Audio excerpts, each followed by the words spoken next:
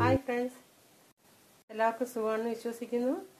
ഇന്ന് വളരെ പെട്ടെന്ന് ഉണ്ടാക്കാവുന്ന ഒരു കൂട്ടാനുണ്ടാക്കാം. മെഴുക്കുവരട്ടി, അതായത് ഞങ്ങളുടെ നാട്ടിൽ ഓമയ്ക്ക എന്ന് പറയും, കപ്പളങ്ങ അല്ലെങ്കിൽ പപ്പായ.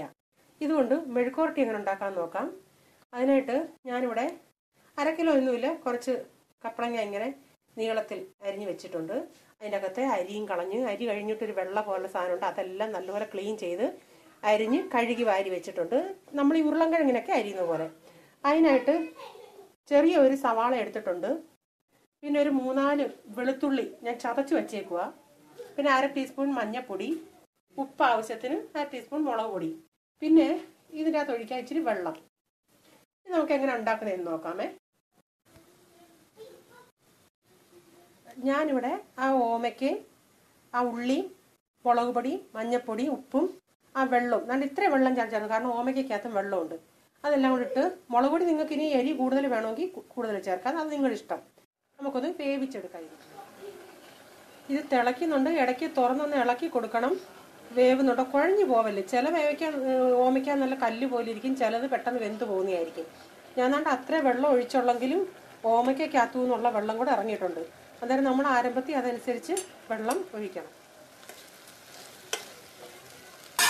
ഇതിനകത്ത് വെള്ളം എല്ലാം പറ്റിയിട്ടുണ്ട്. ഇനി ഇത് നമുക്ക് വാങ്ങിയിട്ട് മെഴുക്കോട്ടാനുള്ള വേറൊരു പാത്രം വെച്ച് എണ്ണ ഒഴിക്കാം.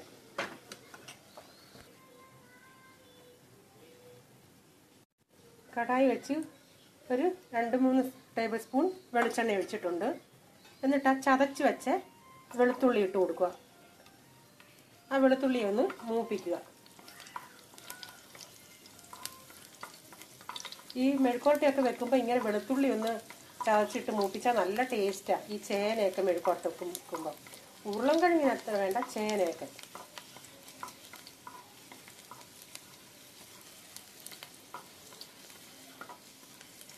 വെളുത്തുള്ളി മൂക്കുന്ന മണം വന്നിട്ടുണ്ട്. അതുപോലെ ഓമയ്ക്കും വെന്തതാ, ഞാൻ വെള്ളം പറ്റിയത് മാത്രമല്ല വേവുകയും ചെയ്തിട്ടുണ്ട്. ഇനി നമുക്കിതിലോട്ട് ആ തീ ഒന്ന് കുറച്ചിട്ട് ഓമയ്ക്ക ഇട്ട് കൊടുക്കാം.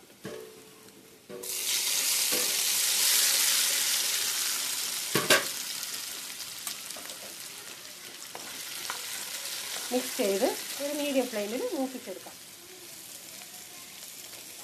ഇങ്ങനെ ഇളക്കി കൊടുത്ത് ഇങ്ങനെ എല്ലായിടും സ്പ്രെഡാക്കി ഇടുക, ഒന്ന് മുരിയാൻ.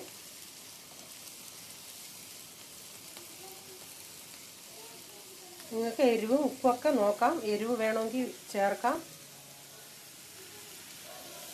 ഒത്തിരി തീ കുറച്ച് വയ്ക്കല്ലേ, ഒരിച്ചിരി മീഡിയം ഇരിക്കണം, കാരണം അത് ഒന്ന് പൊള്ളിയൊക്കെ വരണം. ചിലത് നല്ലപോലെ പൊള്ളി വന്നിട്ടുണ്ട്. ഇടയ്ക്ക് നിങ്ങൾക്ക് എടുത്ത് നോക്കാം, ഒത്തിരി കുഴയാനും നിൽക്കല്.